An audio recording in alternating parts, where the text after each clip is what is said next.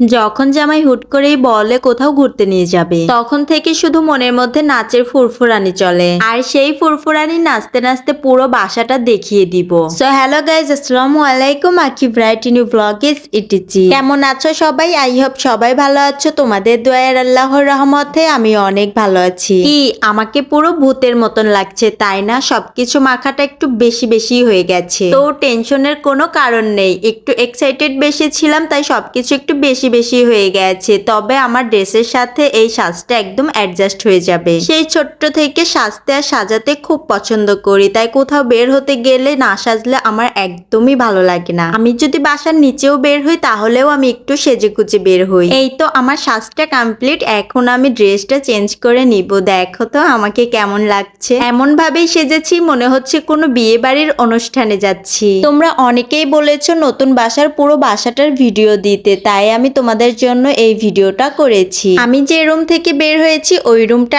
আমাদের, আর এই যে আমাদের এত বড় একটা ডাইনিং রুম আছে, আর ডাইনিং রুমের দরজার ওই চিপায় যে একটা রুম দেখতে পাচ্ছ ওই রুমটা ভাড়া হয়েছে, মানে ভাড়া দেওয়া হয়েছে। আর এই যে আমার বাম সাইডের যে মাঝের রুমটা দেখতে পাচ্ছ ওই রুমটা গেস্ট রুম বানিয়েছি। আমাদের বাসা থেকে কোনো মেহমান আর ওই রুমের ভাড়াটিয়ার কোনো মেহমান আসলে আমরা ওই রুমে থাকতে দিব। ঢাকাতে এক্সট্রা একটা রুম থাকা মানে অনেক বড় একটা ব্যাপার। আমি শুধু নিজেই সাজতে পছন্দ করি না, আমি ঘরটাও সাজাতে খুব পছন্দ করি। মানে সবকিছুই আমার সাজানো গোছানো রাখাটাই খুব ভালো লাগে। দেখো সাজাতে গোছাতে গিয়ে বাসা থেকে বের হওয়াটাই রাত হয়ে গেল।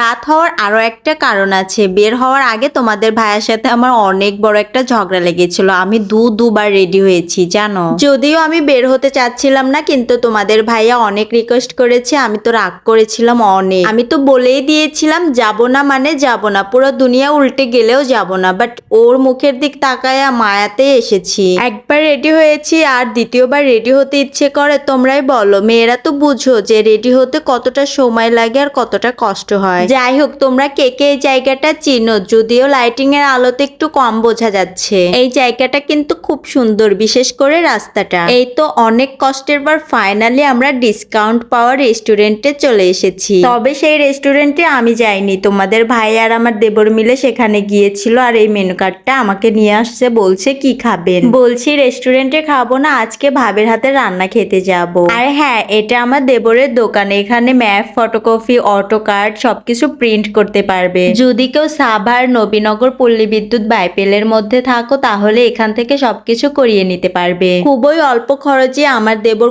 খুব ভালো প্রিন্ট, ম্যাপ, ফটোকপি করে দেয়। চাইলে অনলাইনের মাধ্যমেও করে নিতে পারো। আজকে আমার দেবরের জায়গাটা আমি নিজেই দখল করে নিয়েছি। তাছাড়া দেবরের জায়গা সবসময় ভাবেরাই দখল করে বসে। আর তোমরা আবার অন্য মাইন্ডে নিও না। আমার দেবরকে আমি ভাইয়ের চোখে দেখি, সেও আমাকে বোনের চোখে দেখে। যদিও আমরা ভাবি দেবর, তারপরেও কিন্তু অন্য মাইন্ডে নেওয়া যাবে না। এটা বলার কারণ দেবর ভাবের কথা শুনলে তো সবাই অন্য মাইন্ডে নেয়, তাই আগে থেকেই বলে রাখলাম। যে রেস্টুরেন্টের কথা ফার্স্টে বললাম ওই রেস্টুরেন্টের উদযাপনের জন্য এখানে একটা অনুষ্ঠানের আয়োজন করেছে। তাই বললাম দেবরের বাসায় যাওয়ার আগে এই অনুষ্ঠানে কিছুটা মুহূর্ত কাটিয়ে যায়। বাট এই প্রোগ্রামটা ভালো লাগেনি। একটা লোক শুধু বগর বগর করেই যাচ্ছে, কোনো কিছু নাচ গান বা কোনো কিছু হচ্ছিল না। যদিও আগের থেকে নাকি হচ্ছিল, বাট আমরা এসে দেখতে পারিনি। তাই সেখান থেকে আমরা সোজা দেবরের বাসায় চলে আসছি। বাসায় আসতেই আমাদের চা নাস্তাটা দিয়ে দিয়েছে। চা নাস্তাটা শেষ করতে এখানে খিচুড়িটা বসিয়ে দিয়েছে। খিচুড়ির সাথে ইলিশ মাছ ভাজা আছে। আর আমরা যেহেতু রাত করে আসছি, আজকে তো আমাদেরকে থাকতে হবে, তাই শর্টকাটের জন্য